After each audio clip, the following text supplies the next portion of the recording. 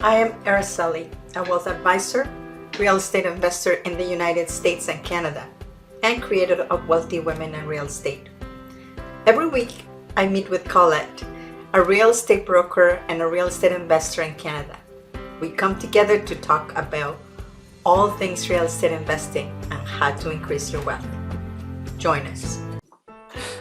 Welcome everyone. This is Araceli, wealth advisor, U.S. real estate investor, and Canada real estate investor as well, and creator of Wealthy Women and Real Estate. And in my weekly call with Colette today, we have a special guest. Colette, can you introduce yourself? Of course. Hi, everybody. My name is Colette Raba, and I'm a residential real estate broker in the GTA, and also an investor, just in Canada, not in the US. I'm not as fancy as Araceli and Tim, but hopefully one day I will become one, and hopefully soon, because the borders should be opening up soon, and we can start going back and forth again. And actually, that's how I met Araceli and Tim, was through US investing. I'm sorry, my phone is ringing. I just want to say welcome, Tim. I'm happy. We're happy to have you on the show. We actually want Tim to come on and talk about something that he has gone through himself, and that is mortgage notes, which is something that normally people don't really hear about. Because this is mostly done in the US, so that's why. But it's good information to have. So welcome, Tim. Absolutely. So, Tim, can you tell us what a mortgage note is? Well, if you're familiar with the financial crisis in 2008, right? There was and has been in the United States a secondary market in mortgages as securities for quite a long time. We don't do that in Canada. We don't do it the same way. The notion is that if you as a homeowner have a mortgage, the bank can take your mortgage and sell it to somebody. Okay. So your payments, instead of going to Bank of America, as an example, they go to Chase Manhattan instead. And there's a secondary market who trades these mortgages in the past. And then I will say that during the Clinton administration, some of the rules changed and Wall Street started bundling many of them together and selling them as a mortgage-backed securities. Now, all of the machinations and things underneath that, I don't understand. But I do know that after 2008, many of the banks had non-performing mortgages on their books. These were the people who went through financial difficulty en masse and couldn't afford to keep their homes anymore, because in many cases the mortgages themselves the terms and conditions were ridiculously maybe consumer orientated, so that you could get an initial mortgage for 2 or 3 years at 3%, and then after that the interest rate would jump to 19%, just like a credit card. Things like that were going on, and I'm no expert. There's no real regulation, because when as Canadians, let's just go back to how it is in Canada now. As a Canadian mortgage holder, I go to Bank ABC and say, here, please lend me X number of dollars, and I have blinders on, they have blinders on, my agreement is only with them, and they cannot take my mortgage and sell it to someone else. That's right. For whatever reason. Yeah. Okay. Generally, so that's what a note generally is. that is how it works. And that's what they call a note. So how do you get involved with notes? How do you buy notes, Tim? Well, what I found was at a networking meeting was a fellow who had a legal entity. It was in the US, and he would buy the US mortgage through this legal entity, and he dealt with a few of them, and there's actually trade shows you can go to and learn all about how to do this. And in one case I educated myself with a couple of courses, and then I went down to Las Vegas and I spent 3 days at a conference and met a bunch of people and learned all about it, and this is an ongoing thing.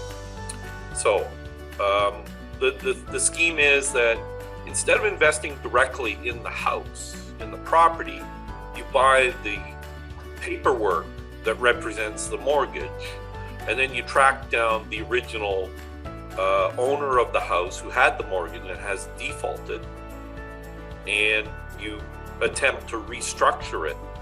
So let's say they owe $100,000 on the mortgage at an interest rate of 10%, right? You can approach the person, and in order to clear and improve their credit score, what you did was you perhaps paid $15,000 for that mortgage of your own money, and you're approaching the original person who had the name on the mortgage, and you're saying, I'll tell you what, for a 10% interest rate, we'll cut the amount you owe from 100 down to 55. So you can clean up and get this thing of this financial cloud over your head cleared up, and off you go. Now, the profitability in the whole thing is that you paid 15 or a lower amount than the 55, and you become like their bank. Right, you're a private investor now. Yeah. Now, there are companies who are out there who will sell these things to you, right? Still? Yeah. Okay, and what's the security behind it like? Well, you're buying a mortgage. Okay, but your name is not going on title, or you have that security of being on title? You own the mortgage. You own the paperwork. And in fact, I have one. It's in a file folder down in the basement. It's a thick file folder like that shows all the paperwork and all the payments that were made, right? And in one case, I made 19% in about 8 months. In another case, I made about 6% over a year. And do you have a facilitator doing all the paperwork follow-up for you? The way it worked out was I fronted the money, and I got half of the profits. And the other fella that I worked with, he did all the work. So it was sort of like a partnership. He does all the work to follow up with the homeowner to make the deal, to restructure it. And then Tim gets half of it because he put the money to buy the mortgage paperwork. But there's no middle entity, let's say like a lawyer or a mortgage broker or someone who is facilitating that combination between you and the homeowner. No, there's the only entity in between is called a mortgage servicer. Okay. Mortgage servicer is the person who actually chases the mortgage owner, the mortgage holder, for the payments. Okay, so this is almost, I really don't want to say it's like a rent to own situation, but it's like more of a private lending. Call it. Instead of going to the bank, you have lent them the money. So what would they, Tim, people are enticed to buy mortgage notes instead of buying directly the property or negotiating directly with it? What is the reason? The sort of advantage, if you think of it, or the cool thing about it, is you don't actually own the property. So you're not responsible for taxes. You're not responsible for... You're not a landlord. Pardon me? You're not a landlord. You're not a landlord, right? You don't have to mow the lawn. You don't have to maintain the property. You just own the mortgage on the property, because the property has an inherent value regardless of the state of the economy in general, and that value is going up or down depending on the neighborhood and what's going on in the world at large. So the mortgage is kind of like this bit of paperwork. This mortgage represents a claim on the title of the house. And I'm assuming in your paperwork, you are the first mortgage. Yeah. And in some cases, the second mortgage.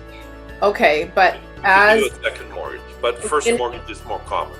Right. And the other too is within your paperwork. If it were me, I would write in something like, you can't have a second mortgage on the property because if, things go south, we really need to clear, I need to get this money out. Yeah. And paid the first mortgage is always the first one to be paid out first. Yeah. As far as I know, before any other creditors come knocking. Right. So that's why you look at your paperwork. I think that's ultimately the little tip here, is to make sure that as an investor, you want to make sure that it's written to your advantage, not to the mortgagee, really. Yeah. Now, that's not the only set of details to think of, right? Yeah, there's other, but so ultimately, I want my money back. I want to make sure I'm safe. That's the first thing to secure, right? Your money. But Tim, what can go wrong with it? Like, can you always be in the positive? Is there a chance to lose money? Oh yeah. Okay, so tell Definitely. us. So, mortgage, if it's 2007, 2008, when the whole crisis happened, people lose their houses. Okay, so the house is sitting there with no occupant. Vacant. Now, because the crisis was so bad, and the federal government stepped in and started doing all sorts of things to stabilize the market and reassure people, what happened en masse instead with all the subsidies that happened was there were a lot of vacant homes, and there were a lot of neighborhoods that were basically wiped out. So your house, against which there is a mortgage floating around, that house may have been have frozen pipes because no one's watching it. It may have been vandalized because somebody wanted to go in and steal the metal, the copper, or the furnace. Or squatters. For squatters, things like that. Or it's just sitting there and eventually the roof deteriorates and it starts to leak. And the house is so far away from where you live, and there isn't really anything that you can do other than either pay someone to go and inspect it. You can get a real estate agent to do a drive-by and give you an estimated drive-by value, or even do a full appraisal. But if you're going to pay money to do that, then the investment value is going down. So that's something else because you've got a little bit of an expense there. Well, and people who generally do this aren't somebody that they can just go to the bank and get the best rate. They might have issues with their own credit. So the people that you're offering this to might not be, they might be, let's say, self-employed, or they have a very, very erratic kind of income that's coming in. So, and remember, these things are mortgages, so they've been written by a bank at some time in the past. So what's happened is you've got all these mortgages that don't pay, and the banks want to unload them because they're not in the real estate management business. They're banks. But they're also in the making money business. So as an independent investor, I also want to make money. So really, you have to do your research and really have to see who that person is. And if it is with a very just one person that you're lending this money to, you have to do your research on that person and see what they're like. Right. What kind of income they can, and if they're good or not good with their money too. That ultimately, I think, is the big kick in the pants. Yeah. That person is not financially savvy, or they're in trouble already, or they have a past of trouble. Yeah. So well, in my case, again, it was one of those things where the character of the fellow that I was dealing with, he's very good, very honest guy, but he's also human. And what happened in one of the notes that I invested in, I put in money and bought the note, and it took a long time to work it out. It took a long time to track down the original mortgagee, and he was very honest about it. And then, as it turned out, sort of through the wash, we got a lot of money back out of it and kind of broke even. Didn't make a profit, but as it turns out, the actual house was in a neighborhood in a city in the U.S. that the neighborhood was becoming, it was kind of like Detroit. It's starting to become vacant land again after many years. So the value of the house itself was falling to zero, And if you inspected the house, and someone did go inside at some point on his behalf, took a look inside and found that one of the walls had a big bend in it. So that meant that water had penetrated the house and the walls were starting to collapse. And if you look around in the neighborhood, it was really one of those places where you needed a billionaire to come in and buy the whole, 100 acres around you and put in, just redevelop the whole area. Right. And then because of other things going on in the economy, the industrial base in that area that established the neighborhood in the first place was gone, right? So the whole structure of the neighborhood and the city were in flux and changing. But as it is, you've got the mortgage on the property, so you have the potential to take over the title. Right. And down the road, there might still be profit in it, but you're going to probably have to wait a long time, for it to turn around. So this is like anything can happen in real estate, and this is one of the things that if you're becoming an investor, you need to understand what is the risk and be okay with it. Yeah.